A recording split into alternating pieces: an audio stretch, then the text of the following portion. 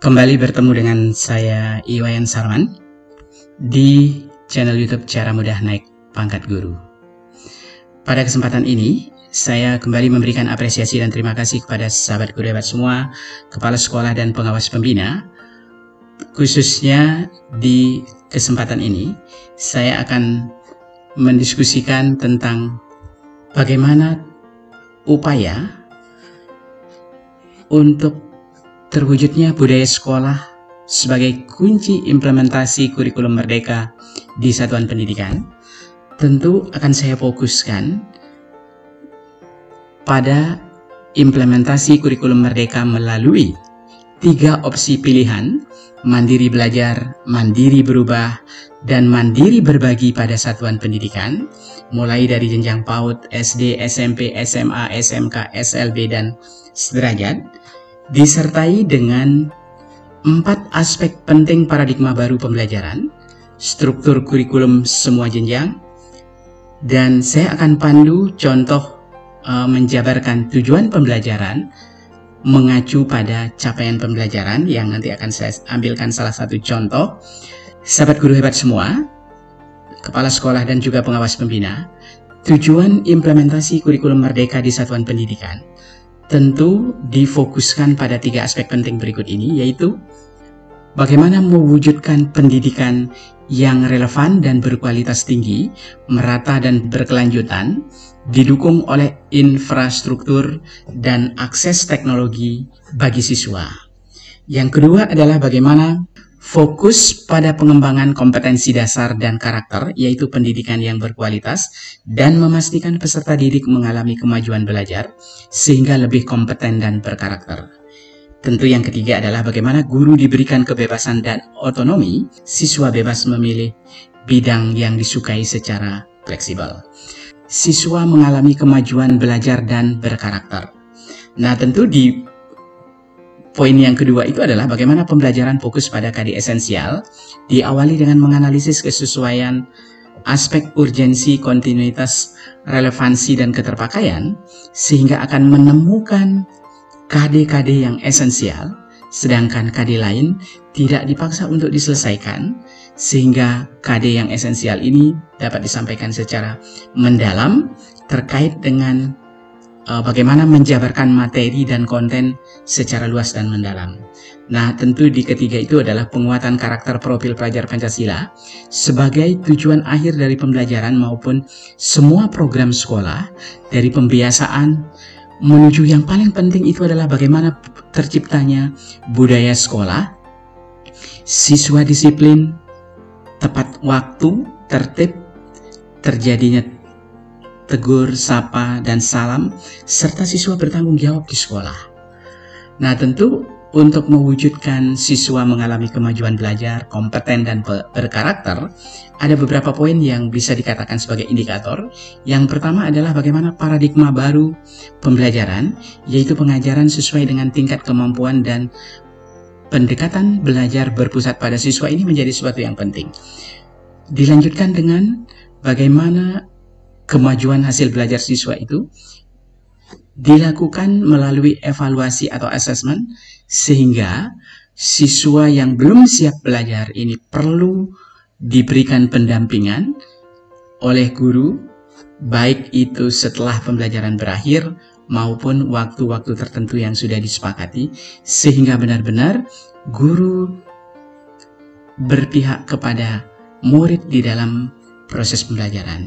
Nah, diawali dengan tes diagnostik tentunya untuk mengenali potensi dari peserta didik, yang dilanjutkan dengan membuat perencanaan, sehingga disinilah pentingnya guru menyusun proses pembelajaran sesuai dengan hasil asesmen diagnostik untuk melakukan pengelompokan siswa berdasarkan tingkat kemampuan yang sama, dan di sini penting untuk diberikan intervensi oleh guru berupa kelompok siswa yang belum siap untuk memperoleh pembelajaran tambahan ataupun pembelajaran untuk memberikan penguatan agar yang bersangkutan memahami atau memiliki start yang sama di dalam proses pembelajaran. Nah, kemudian di berikutnya adalah di sini akan saya pandu secara singkat struktur dari kurikulum PAUD, bahwa perubahannya dari kurikulum 2013 ke kurikulum Merdeka, bagaimana perubahan dari waktu itu dari 900 menit menjadi 1050 menit di jenjang PAUD. Asesmen merujuk pada capaian pembelajaran, lalu di berikutnya adalah asesmen yang dilaporkan itu cukup asesmen semester, pendekatan pembelajaran itu berbasis literasi, buku bacaan anak dan bahan teks lainnya ini yang menjadi fokus diberikan kepada kegiatan literasi dan numerasi ke dalam CP itu melalui kegiatan bermain. Nah, tentu yang paling penting di sini adalah bagaimana perubahan ke pemahaman CP anak-anak melalui bermain itu menjadi sesuatu yang penting. Di berikutnya di jenjang SD, di sini saya bandingkan dengan SLB. Secara keseluruhan alokasi waktunya yang disiapkan itu adalah hampir sama, tetapi di sini sudah jelas memberikan panduan kepada sahabat guru hebat bagaimana membaca setiap mata pelajaran. Seperti contoh misalnya di sini adalah pendidikan agama dan budi pekerti, itu ada 183. Kemudian 36, 25% dan total per tahun itu adalah 144. Di sini artinya kegiatan reguler per minggu itu adalah 108 JP dengan 3 kali pertemuan. Kemudian diimbangi dengan proyek setiap mapel itu ada rentangnya 25%. Ada yang 20% sampai dengan 30% tentunya di sini. Tetapi di sini 20 sampai dengan 25%, sehingga jelas di sini ada 25% dari 108 JP itu ketemu 36 JP, sehingga total per tahun itu jumlahnya adalah 144 jam untuk total dari keseluruhan 1296. Nah, begitu juga untuk SMP, ini sudah juga jelas per perubahannya pembelajaran yang akan diterapkan di sekolah implementasi kurikulum Merdeka itu adalah kegiatan reguler per minggu SMP itu pendidikan agama Islam dan budi pekerti itu 72 JP untuk intranya, ditambah dengan 2 kali pertemuan 72 JP dengan 2 jam per minggu, ditambah dengan 36 JP untuk pembelajaran co-kurikulernya di proyek penguatan profil pelajar Pancasilanya, sehingga jumlah totalnya adalah 108 JP. Begitu juga dengan SMA. Nah, di SMA ini sudah mulai ada program pilihan dan juga program umum dan program pilihan dengan sebarannya juga sama, ada intrakurikuler dan co-kurikulernya di profil penguatan pelajar Pancasilanya. Nah, dengan pilihan-pilihan tentu di sini di sekolah harus menyediakan sesuai dengan kesiapan sumber daya di sekolah. Ada pilihan berdasarkan kelompok MIPA, IPS, Bahasa Indonesia, Bahasa dan Budaya, sampai kepada vokasi atau karya kreatif. Dan yang terakhir ini yang sesuai penunjukan oleh pemerintah tentunya, seni dan olahraga. Nah, di SMK juga demikian.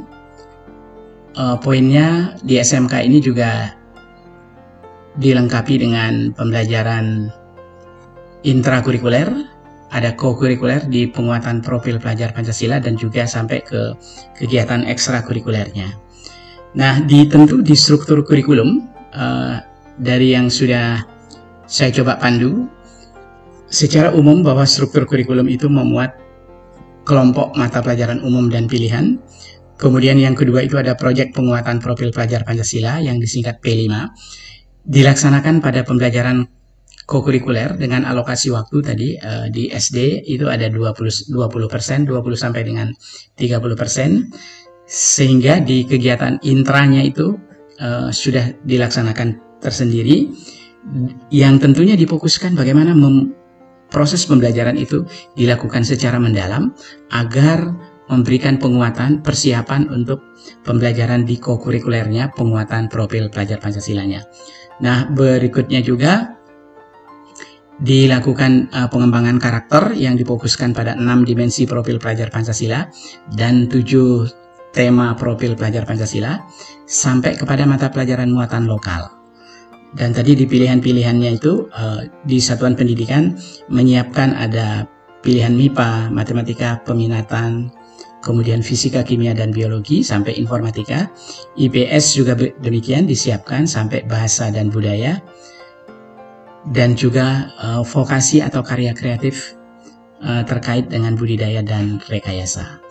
Nah, tentu di berikutnya yang penting adalah bagaimana merumuskan tujuan pembelajaran dan alur tujuan pembelajaran. Di sini saya contohkan pada mata pelajaran proyek ilmu pengetahuan alam pada struktur kurikulum SMK, yaitu di sini memuat 216.6 identitas dari capaian pembelajaran. Capaian pembelajarannya di sini adalah capaian pembelajaran sekolah menengah kejuruan, bidang keahlian. Di sini dengan alokasi waktu 216 jam pelajaran. Nah, di CP itu yang paling penting untuk dipahami itu adalah ada 3 aspek: rasional, tujuan, dan karakteristik. Nah, dari situ yang selanjutnya untuk menjabarkan menjadi tujuan pembelajaran, proyek ilmu pengetahuan alam dan sosial itu terdiri dari beberapa bidang keahlian pada rumpun teknologi. Aspek dan deskripsi ini menjadi suatu yang penting karena di rumpun teknologi itu terdiri dari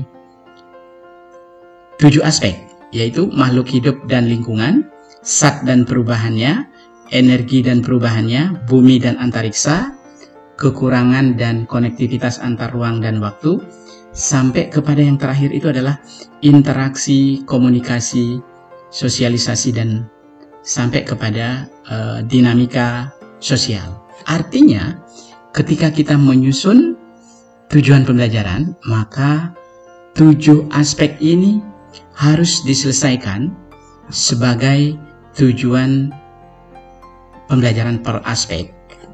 Ya. Nah, di sini saya sudah contohkan bagaimana membuat tujuan pembelajaran aspek energi dan perubahannya, tetapi untuk melihat bagaimana bagian dari elemen energi dan perubahannya, maka kita akan lihat di CP-nya. Langsung ke bagian bawah, makna yang harus dicapai di dalam CP, yaitu menunjukkan bahwa pada akhir fase E, peserta didik diharapkan dapat memahami dan membuat teks informasi, mendeskripsikan kejadian dan fenomena, melaporkan percobaan, menyajikan dan mengevaluasi data, memberikan penjelasan, dan menyajikan opini atau klaim sesuai dengan lingkup keahliannya. Artinya, pada akhir fase E, maka capaian pembelajaran harus dipahami oleh siswa secara mendalam. Nah, tentu yang paling penting itu adalah jabaran CP pada elemen, terdiri atas 3 elemen, itu termuat pada tujuan pembelajaran. Yang pertama itu adalah menjelaskan fenomena secara ilmiah. Maka peserta didik capaian pembelajarannya adalah peserta didik diharapkan dapat memahami pengetahuan ilmiah dan menerapkannya atau membuat prediksi sederhana disertai dengan pembuktiannya. Nah, tentu di antara CP dengan tujuan pembelajaran yang sudah dimuat di contoh di sini yang saya kembangkan itu adalah energi dan perubahannya pada mapel IPAS, maka yang paling penting tujuan pembelajaran ini menjadi yang penting untuk dipahami dengan baik oleh sahabat guru hebat semua, kepala sekolah dan pengawas pembina, sehingga bagaimana menyandingkan capaian dengan tujuan pembelajaran ini harus sesuai, khususnya di aspek yang pertama, yaitu menjelaskan fenomena secara ilmiah agar menjadi tujuan pembelajaran di komponen inti yang nanti akan diterapkan sepanjang pembelajaran. Nah, mulai dari peserta didik diharapkan memahami pengetahuan ilmiah dan menerapkannya, atau membuat prediksi sederhana disertai dengan pembuktiannya. Nah, lalu berikutnya adalah peserta didik menjelaskan fenomena-fenomena yang terjadi di lingkungan sekitarnya, dilihat dari berbagai aspek seperti makhluk hidup dan lingkungannya, zat dan perubahannya, energi dan perubahannya, sampai semuanya. Tetapi yang kita fokuskan adalah pada energi dan perubahannya untuk dijabarkan sebagai tujuan pembelajaran. Lalu dilanjutkan dengan mendesain dan mengevaluasi penyelidikan ilmiah, khususnya peserta didik menentukan dan mengikuti prosedur yang tepat sampai kepada percobaan ilmiah. Nah, lalu yang terakhir itu adalah menerjemahkan data dan bukti-bukti secara ilmiah, sehingga peserta didik dapat menerjemahkan data dan bukti sampai kepada proses dan hasil pembelajarannya, melakukan refleksi diri terhadap tahapan kegiatan yang dilakukan, benar-benar sudah dijabarkan sampai kepada tujuan pembelajaran, mulai dari poin 1 sampai dengan poin 13 yang saya contohkan di sini. Nah, Mapel IPAS 216.6 ini benar-benar menjadi jabaran yang rinci, khususnya tadi di program keahlian teknologi ada 7 aspek, agribisnis dan agriteknologi ada 8, rumpun bisnis dan manajemen itu ada 7 aspek, tetapi kita fokuskan di 7 aspek ini, sehingga cara menentukan jumlah pertemuan Mapel IPAS itu cukup dibagi dengan 216 JP di struktur intra itu dibagi dengan 7 aspek, maka akan ketemu kurang lebih 30,85 jam pelajaran per aspek. Tetapi karena di setiap minggu itu ada 6 JP, maka per aspeknya itu ketemu pertemuannya adalah sekitar 5 sampai 6 kali pertemuan. Artinya apa? Disinilah fleksibilitas guru untuk menentukan bagaimana setiap aspek itu pertemuannya tidak selalu diberikan pada 5 atau 6 kali pertemuan, tetapi disinilah profesionalisme guru, profesional judgment-nya untuk memutuskan bahwa aspek mana yang perlu diberikan alokasi waktu lebih lama. Namun saran saya adalah silakan pada bagian awal ini cenderung dilakukan sampai 3 kali pertemuan, namun di bagian akhir itu mendapatkan alokasi lebih lama, karena nanti akan terkait juga dengan bagaimana di bagian aspek terakhir itu akan mengarahkan kepada penguatan proyek profil pelajar Pancasilanya itu. Tentunya anak-anak akan memahami itu secara lebih mendalam. Yang di IPAS ini ada 93 JP yang nanti akan disampaikan secara kegiatan kokurikuler. Setelah selesai di 7 aspek itu masing-masing tujuan pembelajarannya, maka nanti akan dirangkai menjadi alur tujuan pembelajaran sehingga komplit JP akan dipahami oleh siswa di akhir pertemuan. Nah, kemudian yang terakhir yang akan saya pandu di sesi pertama ini, maka bagaimana 4 paradigma baru dalam pembelajaran ini menjadi sesuatu yang mindset kita semua, guru, kepala sekolah, dan pengawas pembina. Pertama, bagaimana memokuskan agar guru benar-benar sebagai fasilitator yang menginspirasi dalam pembelajaran. Di kelas ini tentunya adalah bagaimana guru lebih banyak memberikan kesempatan siswa belajar mandiri dan bertanggung jawab atas proses belajarnya, bukan sebagai penyampai informasi atau pengetahuan. Nah, yang kedua adalah guru fokus juga di dalam pembelajaran itu memberikan pengalaman yang menyenangkan bagi murid-murid selama proses pembelajaran, bukan untuk menyelesaikan tugas itu sebagai kewajiban. Kemudian yang ketiga adalah bagaimana pendekatan berpusat pada siswa dan berbasis kebutuhan individu, bagaimana performa siswa itu dan minatnya, khususnya di dalam meningkatkan pemahaman pada siswa dengan kelompok pemahaman kemampuan awal belajar yang sama ini menjadi sesuatu yang penting berdasarkan asesmen awal. Kemudian yang keempat adalah bagaimana pembelajaran memanfaatkan teknologi dengan menggunakan berbagai platform digital. Ini bertujuan untuk mengurangi kompleksitas, kesulitan dari materi yang akan disampaikan, dan justru akan bisa meningkatkan efisiensi pembelajaran, akan menambah inspirasi sekaligus pendekatan yang disesuaikan ini menjadi sesuatu yang penting. Nah, sehingga fokus kurikulum Merdeka menekankan pentingnya keterpaduan proses pembelajaran itu dengan asesmen. Yang pertama adalah bagaimana capaian siswa yang kita istilahkan teaching at the right level, yaitu pemberian materi pembelajaran bervariasi sesuai dengan pemahaman siswa, yang boleh dikatakan ini adalah terdiferensiasinya ini muncul, sehingga tujuannya agar setiap anak dapat mencapai tujuan pembelajaran yang diharapkan. Dan yang kedua, tentu pembelajaran ini berorientasi pada kompetensi yang memerlukan tentunya asesmen yang bervariasi secara berkala.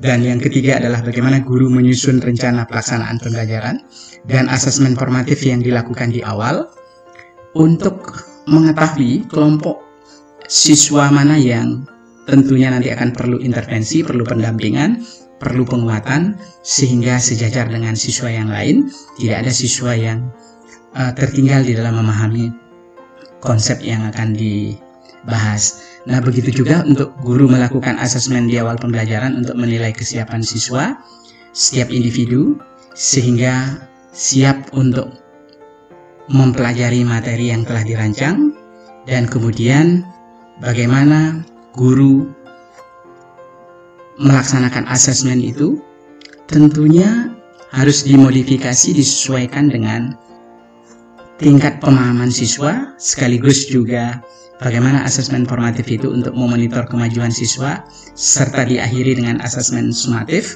untuk mengetahui ketercapaian tujuan yang telah ditetapkan. Nah, oleh sebab itu ada beberapa alternatif tentunya kehadiran guru di kelas. Ketika siswa di dalam tes diagnostik ada yang belum memiliki kemampuan awal yang berbeda-beda, maka guru boleh berkolaborasi dengan guru lainnya di dalam satu rumpun mapel, sehingga nanti bisa bersama-sama untuk mendampingi siswa. Ada yang mengajar di kelompok pertama, kelompok kedua, dan juga di kelompok ketiga, atau bisa saja di satu kelompok diajarkan secara bersamaan. Alternatif yang kedua, dan alternatif yang ketiga adalah siswa diajarkan di dalam satu kelompok, namun siswa yang lain nanti yang belum siap khususnya akan diberikan pendampingan untuk mewujudkan budaya sekolah, khususnya di dalam penguatan karakter profil pelajar Pancasila sebagai tujuan akhir maupun program sekolah dari pembiasaan menuju budaya sekolah, khususnya diawali dengan siswa disiplin yang indikatornya bisa diambil dari tepat waktu, tertib, adanya tegur, sapa, dan salam, serta bertanggung jawab siswa di sekolah. Maka inilah ujung dari penguatan karakter profil pelajar Pancasila yang akan menjadi aspek penting dibangunlah jiwa raga siswa itu di satuan pendidikan. Mudah-mudahan ini menjadi suatu aspek yang penting dan bisa diwujudkan bagaimana mendidik siswa menjadi disiplin, tepat waktu, tertib, terjadinya tegur, sapa, dan salam, serta bertanggung jawab di satuan pendidikan. Budaya inilah yang tentunya akan berdampak kepada peningkatan kompetensi dari murid-murid. Semoga bermanfaat. Sampai ketemu di tahapan berikutnya di implementasi kurikulum Merdeka di satuan pendidikan. Salam sehat dan sukses selalu untuk kita semuanya.